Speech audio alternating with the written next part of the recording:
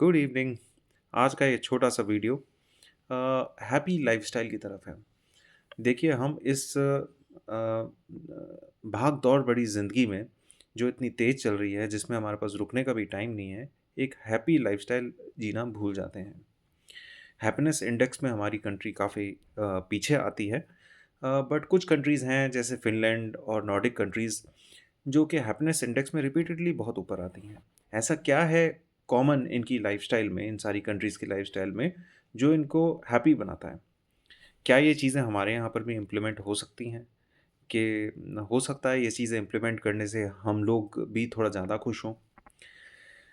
ये ऑब्ज़र्व करा गया है कि ये जो नॉर्डिक कंट्रीज़ में लोग हैं, ये काम को अपनी लाइफ़ का एक पार्ट मानते हैं, ऑल ऑफ इट नहीं मानते। यानी काम ही इनकी ज़िंदगी नहीं है, काम ही नहीं करते रहना है, काम पे जाना है, काम को एन्जॉय करना है, काम ख़त्म होगा, बाकी अपनी फैमिली को देखना है, वो भी इम्पोर्टेंट है। इनफैक्ट ज़्यादा आवर्स आप अपनी फैमिली के साथ स्पेंड करते हैं, उन आवर्स को भी प्रोडक्टिव बनाना है। भई ऑफ़िस के आवर्स में तो हम अपना वर्क को नाप-तोल के मेज़र कर लेते हैं, घर के आवर्स में हमने क्या ये क आवर्स प्रोडक्टिव थे? क्या हमने अपने बच्चों को कुछ सिखाया? क्या हमने अपनी वाइफ़ के साथ कुछ एक क्लोज़ कन्वर्सेशन करी? ये बहुत इम्पोर्टेंट है। दूसरा है ये लोग नेचर के साथ नेचर का जो एक रिदम होता है उसमें जीते हैं। यानी नेचर बहुत इम्पोर्टेंट पार्ट है इनकी लाइफ़ का। ये नेचर को एन्जॉय करते हैं। पार्क्स में बैठते हैं। इनकी कंट्रीज़ में ओपन स्पेसेस हैं जहाँ ये बैठते हैं। ये मैंने देखा है हमारी कंट्री में ओपन स्पेसेस हैं, पार्क्स हैं, पर लोग उस चीज़ को वैल्यू नहीं करते। सबसे पहले तो वहाँ जाते नहीं हैं, जाते हैं तो वहाँ पर गंद मचाते हैं। तो हमने ये नहीं करना है। हमने नेचर की रिदम में जीना है और अपने जो काम स्पेसेस अगर हैं भी आस-पास तो उनको ख़राब नहीं करना है। दूसरा है तीसरा पॉइंट है कि ये जो लोग हैं, ये फ़ोकस करते हैं प्रैक्टिकैलिटी पे। ये एक तरह से मिनिमलिज़्म के आप मान सकते हैं मिनिमलिज़्म की तरफ होते हैं लोग।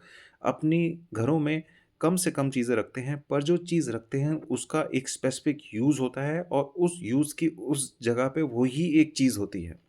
तो मिनिमलिज़्म का कॉन्सेप्ट मैंने थोड़े दिन पहले सिखाया था, ये भी कुछ-कुछ ऐसा है। उसका मतलब ये नहीं है कि आपने चीज़ें नहीं लेनी, आपने जो लेना है वो काम का हो, उसकी आपको ज़रूरत हो और जो आपके काम का नहीं है, जिसको आप बिल्कुल यूज़ नहीं कर रहे और ना आगे करोगे, उसको कृपया पास ऑन करिए या डिस्पोज़ ऑफ करिए।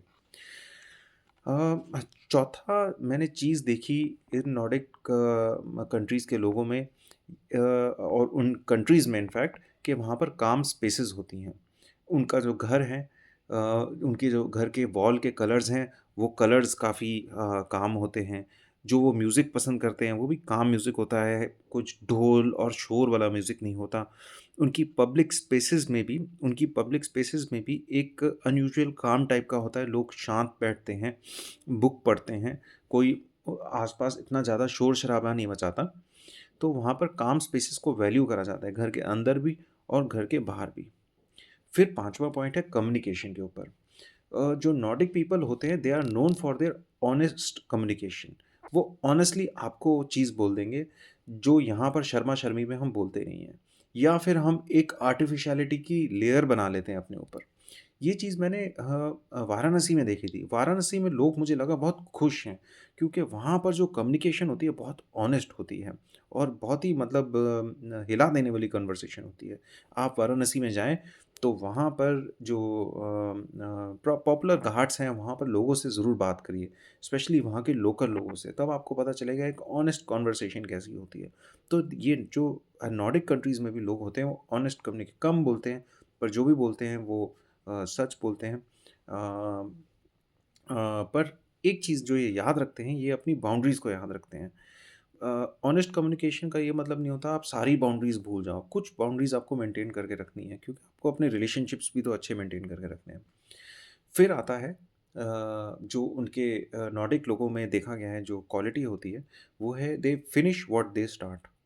हमारी कंट्री में ये प्रॉब्लम है कि काम शुरू हो जाता है, एक फ्लाईओवर का काम शुरू हो गया, 2 साल, 3 साल चलता रहा, ट्रैफ़िक उसकी वजह से रुका रहा और वो काम इनकम्प्लीट रह गया। ये हमारी कंट्री में बहुत होता है और इससे लोगों को भी बहुत फ्रस्ट्रेशन होती है। तो इसीलिए हमें अपने लेवल पे भी और सरकार को अपने लेवल पे भी ये कोशिश ज़रूर करनी चाहिए कि जो वो काम शुरू करें, उसको ख़त्म ज़रूर करें। फिर एक पॉइंट है कि इन नॉर्डिक कंट्रीज़ में टाइम की वैल्यू बहुत है। ये अपने पोज़ेशन से ज़्यादा अपने टाइम को वैल्यू करते हैं। यहाँ पर कई कंट्रीज़ में जो पे भी है वो आवर के हिसाब से मिलती है। अगर आप ज़्यादा काम करें उससे आपको ज़्यादा पे भी मिलती है। यानी they every minute in those countries matter. Time waste नहीं करते हैं। फिर जो नेक्स्ट पॉइंट है वो है कि ये जो लोग हैं ये एम्ब्रेस करते हैं सॉलिट्यूड एंड साइलेंस को। फ्रेंड्स, हम सॉलिट्यूड एंड साइलेंस की वैल्यू को बहुत ही अंडर एस्टिमेट करते हैं। सॉलिट्यूड या फिर साइलेंस एक चांस है हमारे पास अपने आप से बात करने का। जब हम अपने आप से बात करते हैं तभी हमें पता लगता है कि हमारे अंदर कमी क्या है, क्या कम रह गया हमारे उस दिन के अंदर के एफर्ट में। फिर नेक्स्ट पॉइंट है कि अ, ये जो लोग होते हैं स्पेशली यूरोपियन कंट्रीज़ में, नॉर्डिक कंट्रीज़ में, ये एक दूसरे को जगह देना जानते हैं।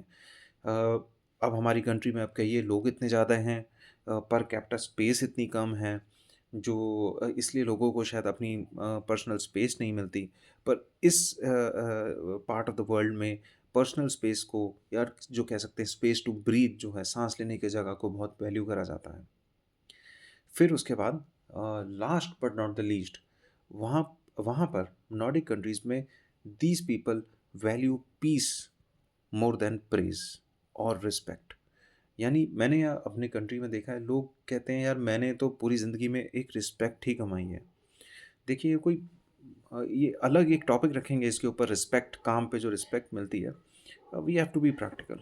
ठीक है, peace of mind is really important. आप रिस्पेक्ट के पीछे भागते भागते भागते अपना पीस ऑफ माइंड डिस्ट्रॉय नहीं कर सकते। अगर आप रिस्पेक्ट के पीछे भागोगे ना, एक कोई बंदा आपको कुछ सुना देगा खराब, आपका सारा पीस ऑफ माइंड चले जाएगा। इसलिए आज से हम वर्क को आप पार्ट ऑफ लाइफ मानेंगे, ऑल ऑफ लाइफ नहीं मानेंगे। नेचर के रिदम को समझेंगे और उसे एंजॉय करेंगे। फिर उसके बाद we will focus on practicality of the things we purchase.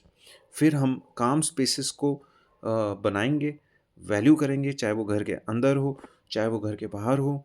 फिर हम अपनी ऑनेस्ट कम्युनिकेशन करेंगे, पर अपनी बाउंड्रीज़ को नहीं भूलेंगे। हम जो भी काम शुरू करेंगे उसको ख़त्म करेंगे, और अपने टाइम को अपने पोजेशंस से ज़्यादा वैल्यू करेंगे। टाइम की each and every minute, each and every second की वैल्यू है। फिर हम सॉलिट्यूड और साइलेंस की इम्पोर्टेंस को समझेंगे और उसको एम्ब्रेस करेंगे। देन हम अपने साथी को, अपने पार्टनर को स्पेस टू ब्रीथ देंगे। उनको एक प्रॉपर स्पेस देंगे ताकि वो भी अपनी लाइफ अपने हिसाब से लीड कर सकें। फिर लास्ट है, हम सीख क्या करेंगे? हम सीख करेंगे पीस, नॉट योर प्रेज और respect. Peace of mind is really important. Thank you. आपको मेरा वीडियो कैसा लगा? मेरी चैनल को लाइक करिए, शेयर करिए, सब्सक्राइब करिए। छोटे छोटे पॉइंट्स के बारे में मैं कुछ पढ़ता हूँ न्यूज़पेपर में, तो उसके बारे में थोड़ा बहुत सर्च कर लेता हूँ, और इस भाव से जैसे मैं किसी अपने ही परिवार में बच्चे को समझा रहा हूँ, वैसे वो पॉइंट्स आपके सामने रखता हूँ। आपको मेरा ये स्टाइल कैसा लगा प्लीज़ बताइए, कमेंट करिए, और चैनल को लाइक, शेयर एंड सब्सक्राइब ज़रूर करिए। एक अपने किसी फ्रेंड को ज़रूर फॉरवर्ड करिए मेरा video. Thank you. Good night.